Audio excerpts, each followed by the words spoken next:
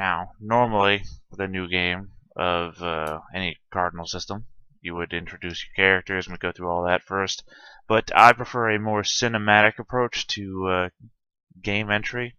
Dun, dun, dun. So if you'll indulge me the camera sees moment, we start the game viewing out on a blank sky, a starscape, if you will, the shimmering lights of many stars in the distance.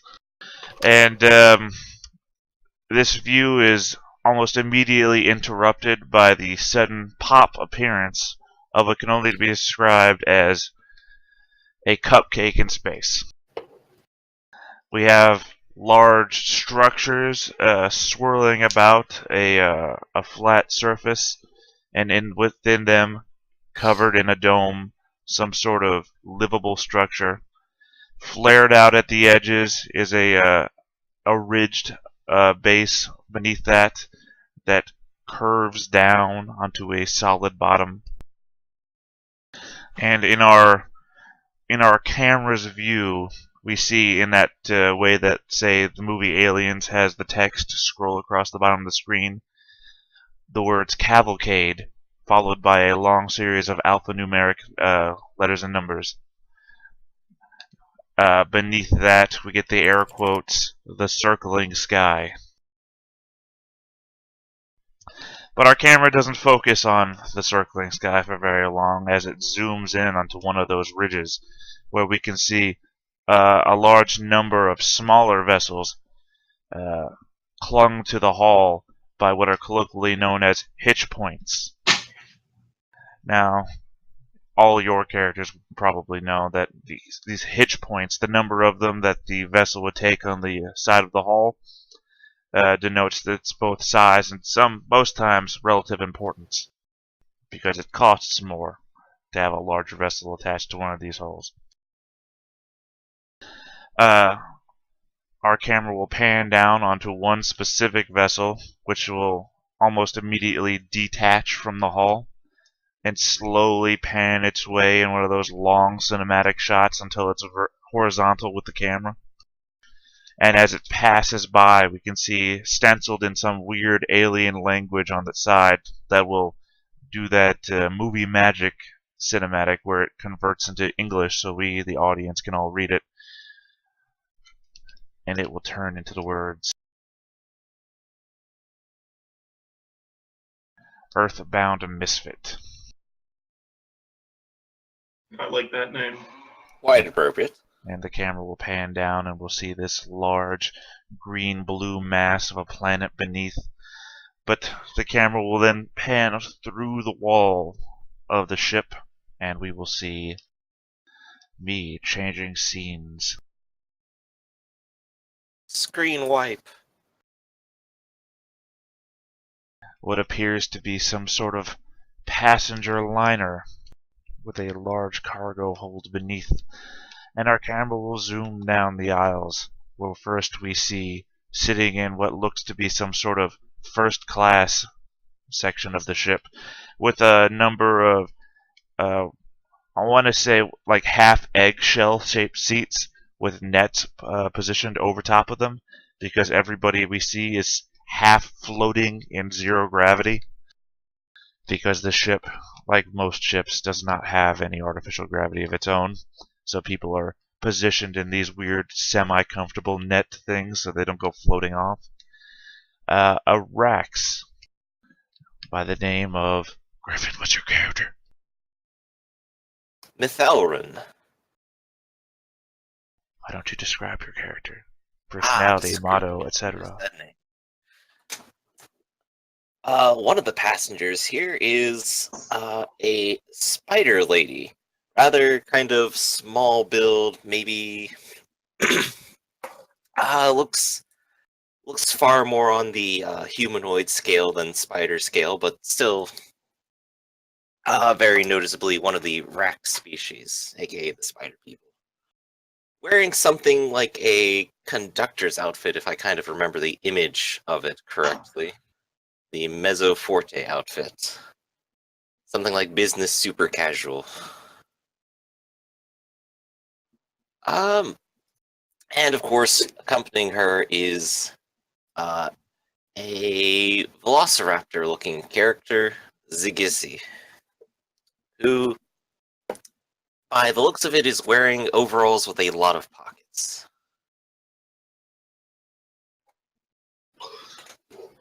And did you say what your personality was? Ah, yes. Personality is that of a liberator. And what is your motto? Down with our oppressors.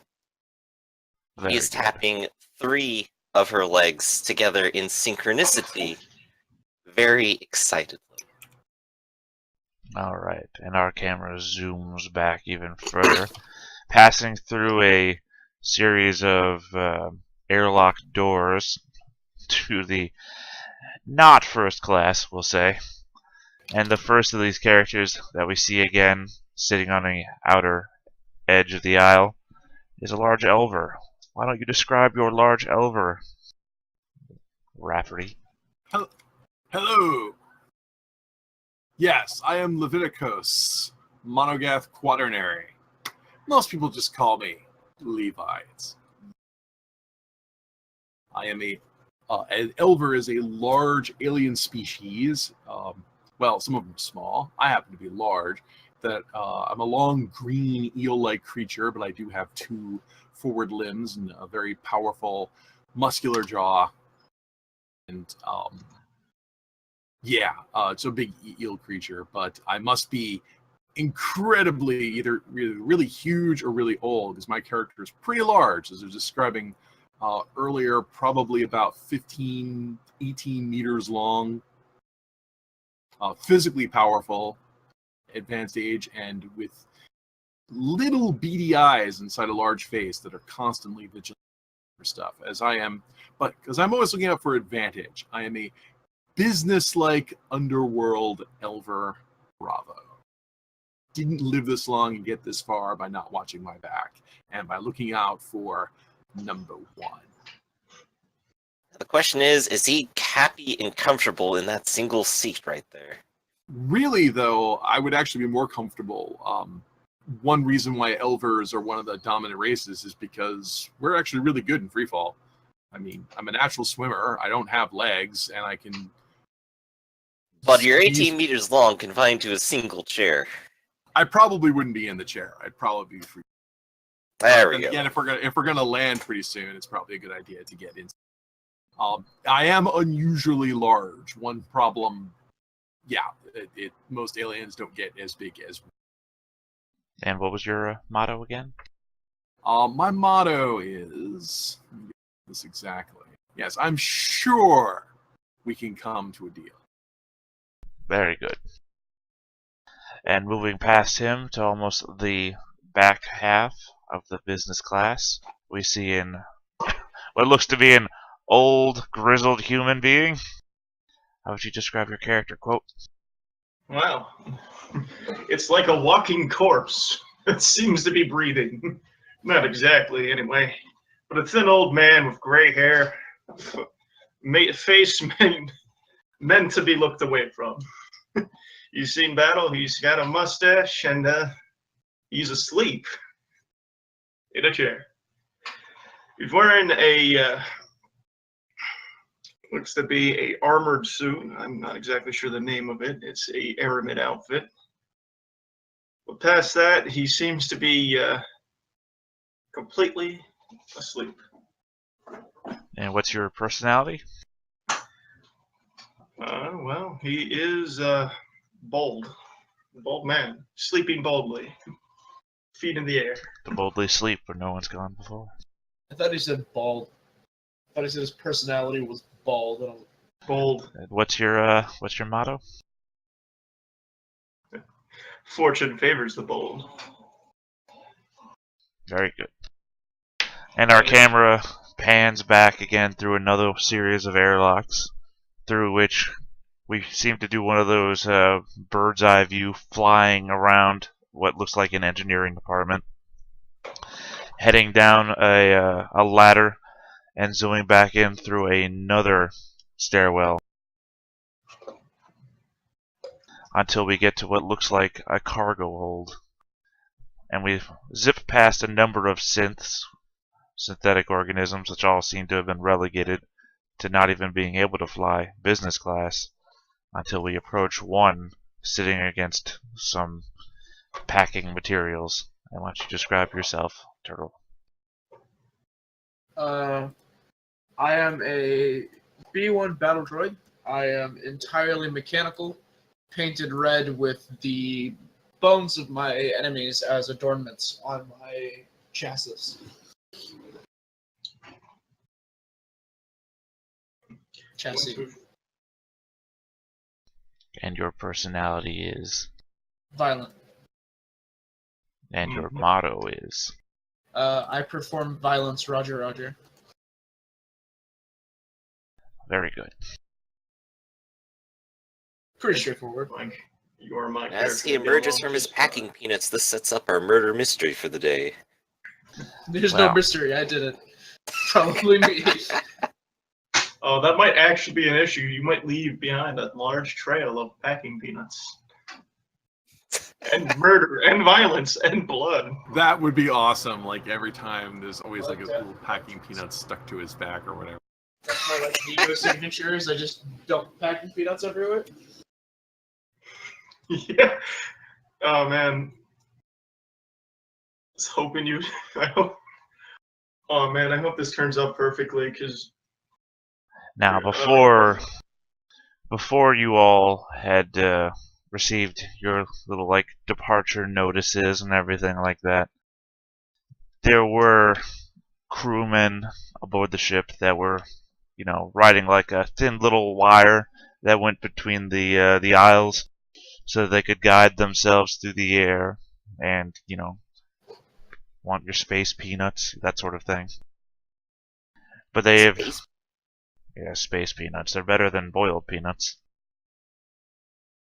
But they've disappeared back into the aft section since you've departed from the circling sky. By the way, I feel I probably should have said this before. Cavalcades are very large structures, about city-wide, if not larger, that cannot enter the gravity field of a planet because they're far too large and they would probably be destroyed, and they're far too valuable to risk on such a maneuver. And they're basically, essentially, as far as your characters are probably concerned, the only way to travel between worlds. Well, they're a big way. I mean, they're basically giant cargo ships. Yeah, but they're basically city-sized, and some of you may have been traveling on the circling sky for months. Some of you might have only been traveling for weeks. It all depends on where you're coming from. But basically, you've been living there on your trip to Hixton, the planet below. And let's see, who's next to who? Well, I mean, if anybody wants to, can give me a roll of mind and observation. Sure. Let's do this. You're not up to much. We can consider all these to be like focus turns. Absolutely no Alright, observation. kid. Let me see. I did an observation. Ah, So the only one I'm seeing with a success. Is the person without a real human mind. No. Okay, I was seeing those D3s from before. I was a little confused. Alright. don't suppose my ally could roll. Yeah, sure. Let's do it. Hold on. He's not any better. Actually, two of your allies sometimes have better stuff. Let's see, who did you get? Okay, you see in the back of business class, Srelina, sorry. The Towser, I'm sitting right next to it. across from it. Griffin. Yep. I didn't know if you didn't know and realize I was talking to you. Oh, I'm sorry. Yeah, Srelina is your gang, as it were. You rolled one success. Okay. So that Towser engineer back there. So you know what they are. And Raph. Down in the cargo hold, you see Clank. Okay. I mean, Oh, they're- I'm sorry, I've got it backwards. Srelina is your ally, Raph. Srelina. Srelina, the Towser is sitting in the back of the same area that you're in. Oh, I thought I was gonna hire a robot, but the Towser works too. No, Doc. Hey. Doc is your ally. Srelina is your gang, as it were. Oh, Srelina's the only one who came with us. Yeah. All right, we're gonna do a count. Who's still alive? So yeah, if you look down at a cargo hold where Mr. Bones is, Doc is down there because all these synths have been regulated to the cargo hold instead of being allowed up here with organics.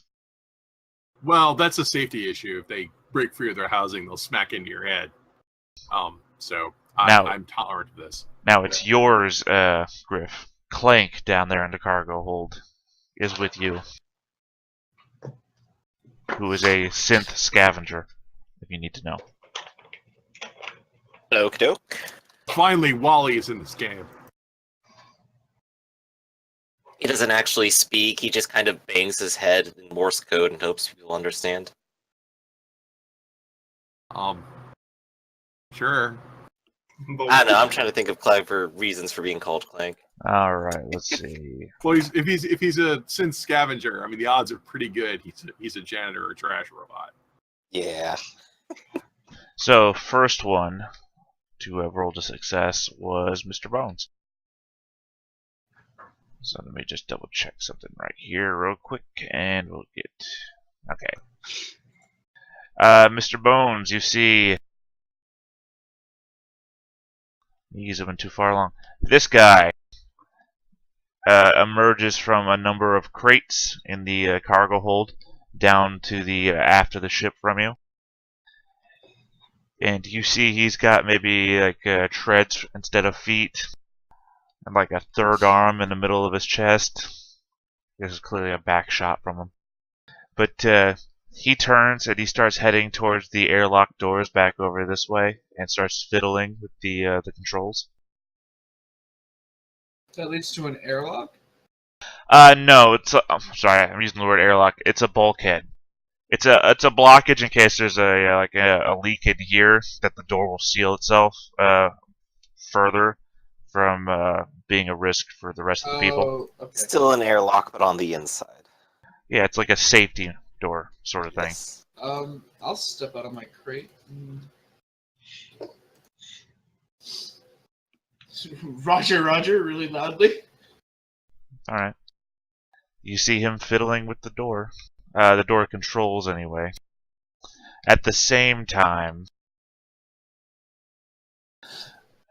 Sorry. Rose. Like I told you, if I fell asleep, I'd forget names. At the same time... Levi, you can see the lamp here in front of you. Well, 2 seats ahead of you, anyway. He seems to be chatting it up with nobody. I mean, he's saying stuff out loud to nobody. Well, crazy people's tickets cash just as well as other people's. So, hooray. I mean, it's none of my business. Alright, fair enough.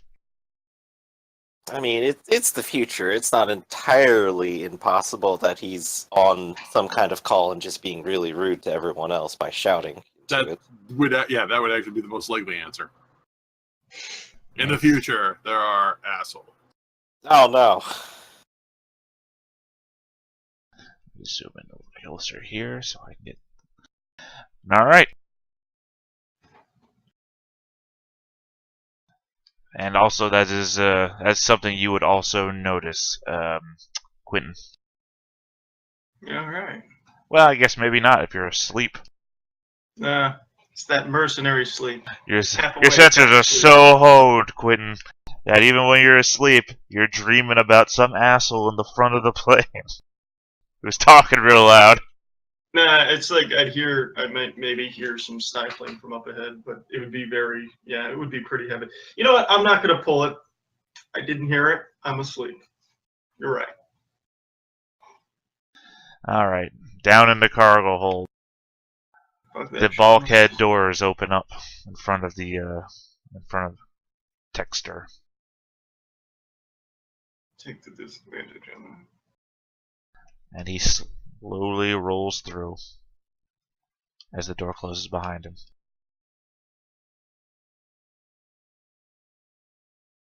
Is there anything you want to do about that, Mr. Bone? Have I been informed to not leave the cargo hold? It's been heavily implied to you that you're not welcome outside of the cargo. Has anyone explicitly said, "Hey, don't leave the cargo hold tonight"? Well, I mean, more like, you stay right here. That's probably the words that they used. You stay right here. I'm gonna get back in my box. Wow, are robots the I guess you would say Second class disfigured race? citizen. Yeah, are they the second class citizens? Basically, yes.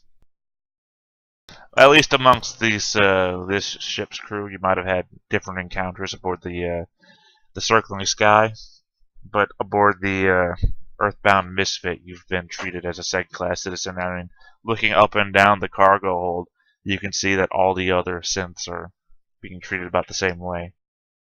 So it's not really, it doesn't seem to be discrimination against you, it just seems to be discrimination against all your kind. No, you shouldn't do that. That's what causes the geth. There is a robot solidarity movement. Don't talk about them here. Yes, So we all people- love the opera. Anyways, that continues. Up on the main deck, where all of you are quietly enjoying your ride back down to a gravity well. Oh boy. Myth, you can see fogs up here. Oh, sorry. I can't control stuff when I'm on my player view area. You see fogs up here starting to move from one seat to the other.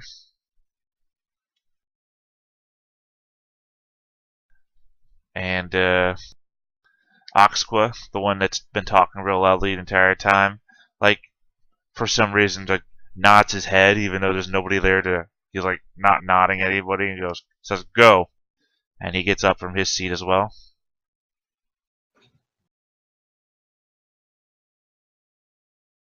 And then the lights go out.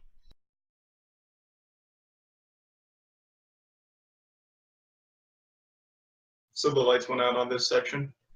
Everyone that has lights in their area, they go out. Huh. And this is in the That's middle of different. re-entry too, isn't it? Huh, darkness, that wakes me up from my sleep. Or not quite yet. No, it's just I want to get on my radio and permission to perform violence. Roger, Roger. Does someone own this robot? this robot owns this robot. I mean, yeah, I don't know who he's asking. Yeah, actually- very good question. I'm just gonna go on the wide radio and ask anybody. Anyone in the ship that sounds authoritative. I mean, he's asking Because for I permission. don't have an owner. I don't have an owner, but I'm programmed to serve. Well, I mean, I guess technically you do have an owner, you just haven't gotten to them yet. Besides, aren't we in different areas? Yeah, no, yeah, he's in the cargo hold. He's technically below you somewhere. Yeah. So the lights just went out. That's weird. Yep, the lights went out. Can I still see? I mean, you probably have some sort of electromagnetic spectrum that you can see in. Yeah, if you're a robot, you automatically come with radar and sonar. I mean, some of you have outfits that have survey bonuses, which I took great lengths to explain to each and every one of you, which is like flashlights and shit too. Yep. Yeah. But not me. I'm flashlight out. I'm also Less handy flashlight. outfit has something handy. Well, Click the radio again and permission to explore the ship for culprit. Roger, Roger. Yeah, I don't think anyone's responding to you, Mr. Bones. Damn. Alright, well, I'm gonna sit here then. Well, that's weird. guessing he must be a what do you call that? order requiring robot. Yeah. No will of his own. We'll fix that. But there weren't other important things happening, like the sound of the engine dying or something, or the air circulation suddenly being cut off or something. I'm like sorry. that. When I said the lights went out, I meant to imply that it sounded like. Well, I guess this ship might have had a dull hum through it the entire time, Mm-hmm. as everything was, operating normally. Well, the dull hum is gone too. That's not a good sign. Like power. Yes, there. Yeah, I'll go that one step further. Power has been cut to the ship. Power's off. Well, I suppose it's time to find the escape pods. Would it be too far stepping out of I guess like the availability of what it would be to have like a lighter on my character? I mean, what? Yeah, no, it's fine. I have no problem. I mean, have you a have lighter. you have like a handy outfit, right? No, I got an Aramid. I don't know if an Aramid outfit has. Aramid is just Kevlar. Yeah, it's just Kevlar. I have no problem granting you a lighter. That's fine. Yeah, because I assume my character's a smoker. I mean, look at him. He looks like he's a fucking corpse. Which goes back to, would a handy outfit have a light? I mean, I'm does it still have a survey sleeping. bonus or? I don't think so. It still has the Mezzo Forte bonus on the ally, so I guess not. Well, let's just do a quick check. The purpose behind outfits is supposed to be like generic stuff. Like, what is the name of the outfit? Handy. Yes, handy outfit. So it's probably, it's like overalls. It's like an engineer outfit. He probably just has a spotlight. Yeah, no, just prepare and sabotage. Right. So he might have the world's most pathetic flashlight, like the one you use to find screws that fall behind the panel. Yeah, pen light. Okay, so what was the name of my assistant again? I'm just calling him assistant until further notice. Yours was the one that was behind you guys. Yeah, Right. Srelina, sorry. Serlina. All right. Well, Serlina, let's go find the escape pods. That's it. I'm heading to the escape pod. Srelina cannot see in the dark, can they? Oh yeah, they got magnetic senses though, so yeah, I guess we Right. can just figure out where the walls are. Right. They can sense walls, and my outfit has a survey bonus, so I can actually see in the dark. So let's go. Okay. So I have to flip over. So now I'm, Splinter Cell or whatever. I flip the night vision goggles over my weird face. What are you gonna do about Doc? Just wondering. Well, the plan is to pave over there. He's a robot. He'll be fine. First, we find the escape pod. Okay. I want to make sure they're still here. Yeah. If you you would know from having seen the ship from both the outside and the inside and everything, that if you head north towards the door that leads to first class, there's passageways on both the left and the right that both lead to escape pods. Yeah, that says something that first class is closer to the escape pods. Welcome to the Space Titanic. All right. No, I mean, I don't know any of these people, and I look up for number one. That's what we do. We go there.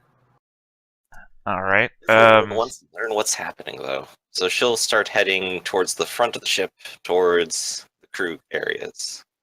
With Ziggy using the pen light to at least illuminate the floor. You can hear a scuffling noise coming through the bulkhead. It hasn't been sealed for any emergency or anything. Actually, it's sitting somewhat cracked open.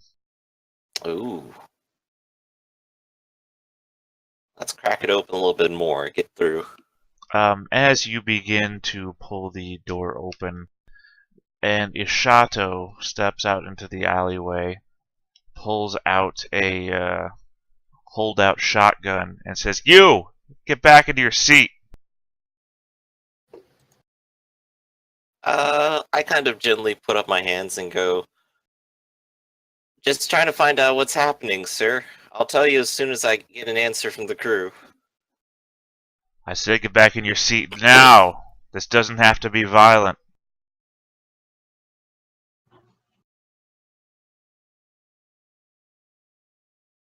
Kind of does that. Kind of does a weird. And a shadow, by the way, is somewhat of an anthropomorphic octopus. I best describe it as.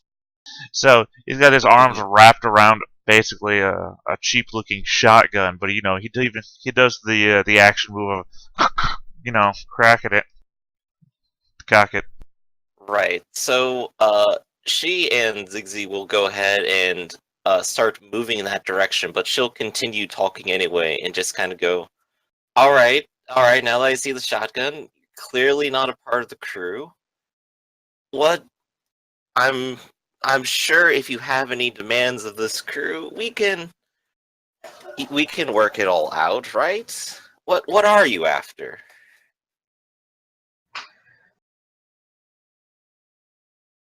You'll be informed when everybody else is informed. Get back in your seat now.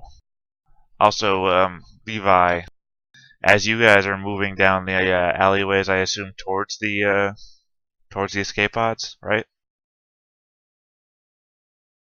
Escape pod, going. Yeah, no, I'm saying as you're doing that, a series of figures also step out of their seats into the alleyways. I'm gonna drink you again.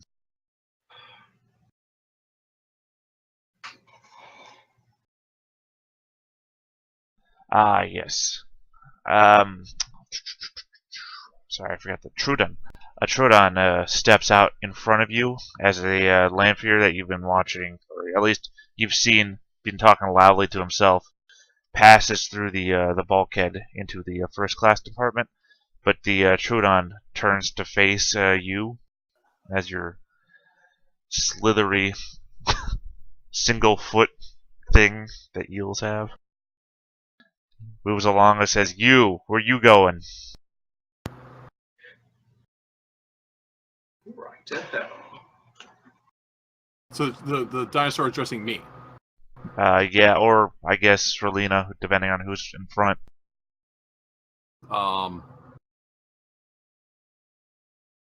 Trudon was. Did you say this Trudon was armed? Sometimes you're not addressing us clearly, so I'm not following who's being addressed. Sorry. He, I mean, doesn't appear to be armed. Well, you had one. So he doesn't it's appear to be a armed. random dinosaur appears in front of me. Well, he was sitting where he was, and he just stepped 2 seats out into the the aisle, where he didn't step. Corridor. He floated, zero gravity. Yeah. I ignore him if he's not obviously personnel. Excuse me. He doesn't really have arms to extend. Yeah, you're in zero gravity. He does a little twist and extends his long ass tail out in front of you and says, "I think I told you to get back into your seat." Okay, I'm asking again. So is he naked? Is he wearing a clown outfit? Is he wearing a ship's uniform? He's not naked. He's wearing an Aramid outfit. Right. So he doesn't look like he works here. He doesn't have any uniform or qualifications whatsoever, right? Is he holding a weapon? Yeah, and he's not armed, right? He doesn't appear to be armed. Right. Okay. Excuse me, and I move past him. Escape pods. Mission. Go. Is he physically blocking my way? He's attempting to. That's why I said he's spun with his tail out in front of you. You're gonna have to, if you want to, you're gonna have to circle around him or you push past him. It's your choice. Well, I am large, so it would be hard for me to push past him. I will say, excuse me. You're blocking my way. Please move. He is going to sigh. And he is going to pull out a holdout shotgun that he's had breached inside of his armor. Well, that's just rude. And he's going to gesture in your direction and say, "This is your last warning. This doesn't have to be violent." I'm going to rub my chin and look at him going, I'm just going to go out in a tributary here, but I'm going to assume that you don't work for this ship, I say, pointing at him. Not caring that he has a shotgun. No. Power's cut. You're here to... Are you the only one they left here to secure the entire passenger department? I mean, what's your vision based on as an Elver? In the darkness, I mean, what's your vision based on? Well, I have a stealth suit, so I've got night vision goggles on. You're wearing your stealth suit? Sure, why not? The lights went out, and I'm trying to get to the escape pod. There's no reason. I already geared up. I already love the Levi mindset. Well, lights went out. Stealth suit. Time to get naked and put on more clothes. Time to put. Well, the lights went out and the ship is shut off. Time to put on the stealth suit and get to the escape pod. What about? Well, I imagine you could just pull out the night vision goggles and slip those on. Well, in game terms, you're supposed to put on the whole outfit. It's like Fallout. Anyways, yeah, if you're having night vision goggles, you can see his eyes kind of squint at you, like he's considering his answer, and then he goes, "No." Do you want me to make a questioning roll? Yeah. Okay. Is this going to be mine questioning or something else? I mean, do you have anything else that'll benefit you? Well, obviously I'm huge and intimidating, so I would rather use body or will, but you're the GM. I'm gonna say because of the darkness, and he's basically just judging you based on the sounds you're making and everything. Yeah, no, just mind the questioning. Yeah, that's fine. Hard to intimidate somebody who barely can see you. Is he a criminal? Yeah, technically. By that. Well, it doesn't matter because I'm rolling like ass. Well, let's see. I mean, dude, that's no successes. Yeah, and he doesn't Yeah. botch. Yeah, like I said, he says, "No. Now get back in your seat."